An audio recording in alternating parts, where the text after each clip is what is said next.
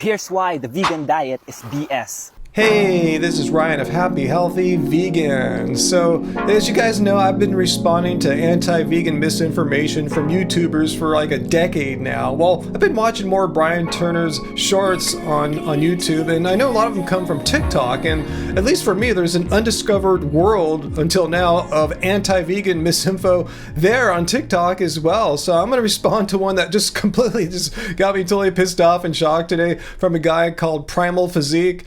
And even though his video there was only like 40 seconds, it's going to take me a lot longer to respond to it because of a principle known as Brandolini's law, also known as the bullshit asymmetry principle, which basically says the amount of energy needed to refute bullshit or misinformation is an order of magnitude bigger than needed to produce it. And I think Brandolini was being kind of generous there. I think it's going to take me a lot longer than 10 times 40 seconds to respond to this bullshit-packed video here from primalphysique. And I want to say I have no bad feelings against primalphysique. I'm not even claiming he's necessarily even a bullshitter. Most likely, he's probably just repeating this nonsense, this misinformation that just floats around unchecked. People hear it and they repeat it without doing any fact checking. So watch on primalphysique and learn a little bit here. Here's why the vegan diet is BS. Alright, first of all, there's no such thing as the vegan diet. Veganism is not a diet, it's a stance against animal cruelty and exploitation, but we eat a certain way. We eat plants because we don't want to harm animals, we're against that.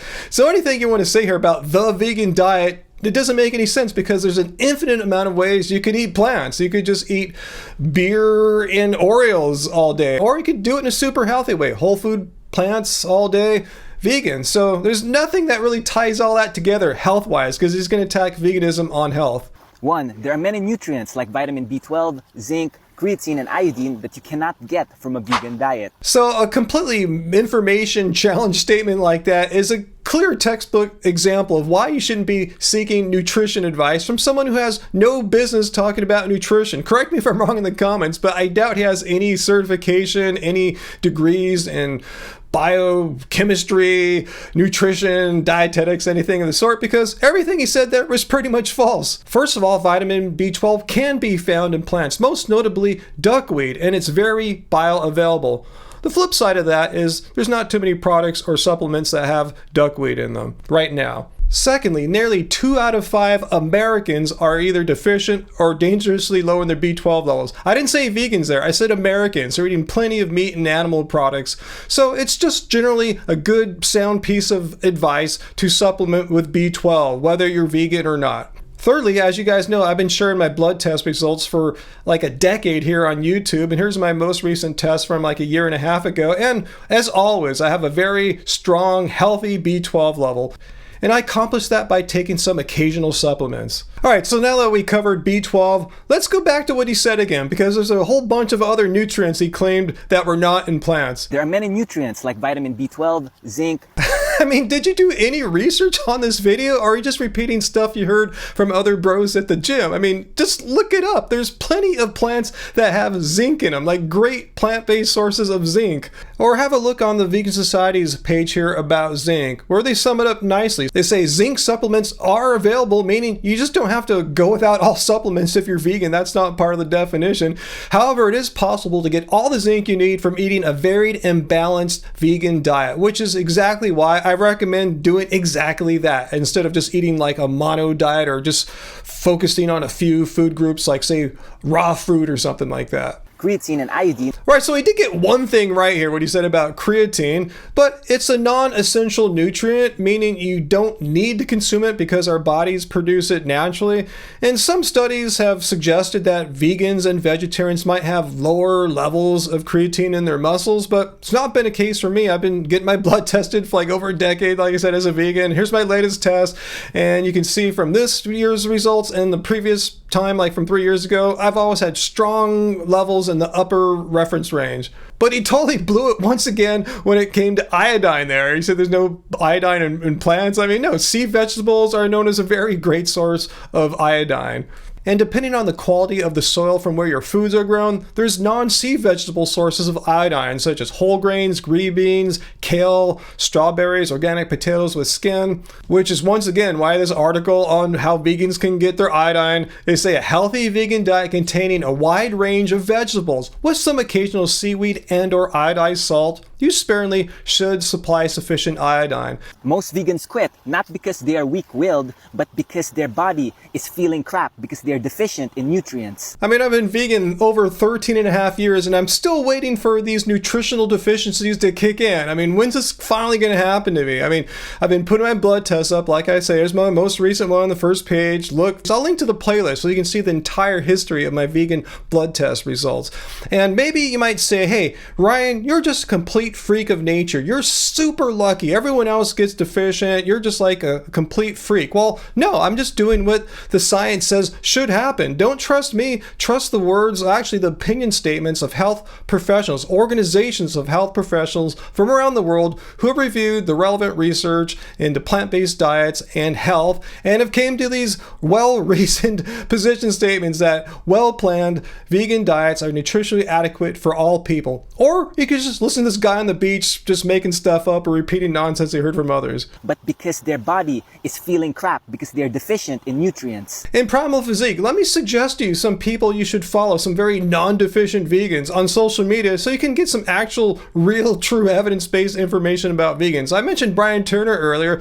Check out this little clip of Brian, who looks very non-deficient, reviewing the squat of a vegan who lifts more than probably anyone you know. 600 pounds on the bar. Are you ready to be mad?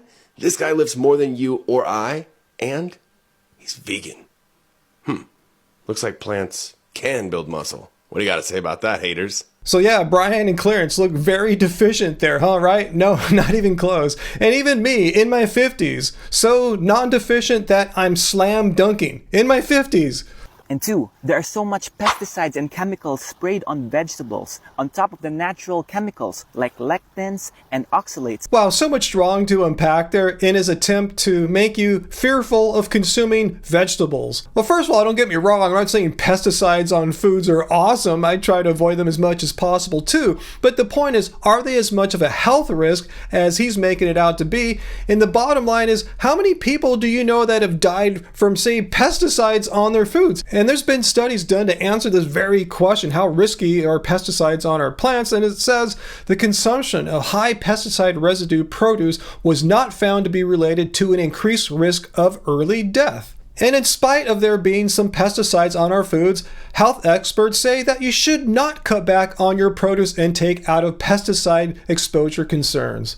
On top of the natural chemicals like lectins and oxalates. If I had a nickel for every time I responded here to someone bringing up these anti-nutrients, I'd be retired by now. So instead of, again, getting our information from fitness bros online, let's look at what, say, Harvard T.H. Chan School of Public Health says about anti-nutrients. Like, say, lectins, which are found in legumes, well, they can be deactivated once you properly prepare them to cook them, like soaking and cooking. Like, who eats a raw bean? It's a complete non-issue. And as far as these outrageous claims about how oxalates in foods are super dangerous for you, well, they might be if you have a few very non-common diseases that most people don't have. For the rest of us, oxalate consumption is fine. Don't take my word for it. Watch my video here. I'll link to it, and you can see what health professionals and the general scientific consensus is. And let me give you a hint. It's not what this guy's saying here on the beach. That even if you are to eat whole natural vegan food, you're going to harm your gut microbiome. Did anyone see his hand when he was making that claim? Let's zoom in once again and have a look.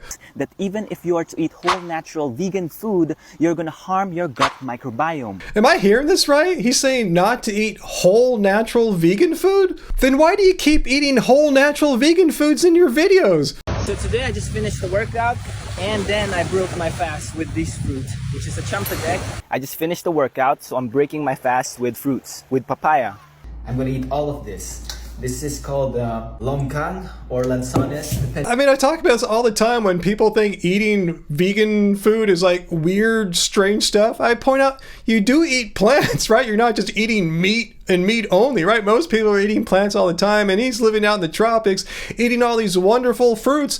And that's vegan food. There's no animal products in there. He's eating whole vegan foods while at the same time telling people that even if you are to eat whole natural vegan food, you're gonna harm your gut microbiome. if that were true, you must have one hell of a wrecked gut microbiome. In other words, if you are only eating vegetables, then you're not getting enough nutrients and you're eating too much toxins. No health organization in the world I know recommends a vegan diet of only vegetables. But if you eat a healthy, sensible, well-planned vegan diet, it is nutritionally adequate. If you are only eating vegetables, no one does that. You're making some kind of bizarre straw man argument. I've never met a vegan that eats how you're describing here, of only vegetables. And you're saying if someone were to eat like that, I'm not sure why they would, they're getting too many toxins, which goes back to his fear of pesticides in agriculture. And this to me sounds like a bit of orthorexia, trying to get people fearful of a whole food group, because that's one of the signs of orthorexia, that you're eliminating a completely fine, healthy food group, in his case, vegetables. And I anticipate some ill-informed hater firing back, well, you're orthorexic because you avoid all animal products. Well, yes, I do, but not out of an obsessive over-concern about healthy eating. I avoid animal products because I'm vegan. share this with a friend who you care about. So yeah, go ahead and share his video with your vegan friends, and your vegan friends are just going to laugh right back at you in your faces, because this video is just riddled with misinformation. You just got one thing right about the creatine. Other than that, it's just completely laughable. And once again, these are things that are easily fact-checkable, things that you should look up before you make a video. But hey, if you don't care about truth or don't care about facts, that's on you. And unfortunately, people watch misinformation like this, and like I said, he probably heard it from someone else, and now he's putting it out there. It's just going to get repeated and over again. And this makes my job all the much more difficult to have to respond to anti-vegan misinformation. So anyway, let me know down below, guys, what are your thoughts on me responding to more TikTokers who have been getting a free pass all this time? I guess Brian's been holding it down, but I want to join in too. So let me know what you think about me responding to anti-vegan misinformation on TikTok. And if you happen to be watching this video, Primal Physique, I said no hard feelings. I'm not attacking you. I'm attacking the misinformation. And if you'd like to come discuss this and you think I'm completely wrong and being an a-hole, come to my Friday live streams, Friday, 6 p.m. Pacific Standard Time, and you could add some further support for your outrageous, non-evidence-based claims you made in your video. So until then, guys, I hope to see you Friday at the live stream, and remember, doesn't suck being vegan. And by the way, it took me 12.5 minutes to respond to his 39-second video.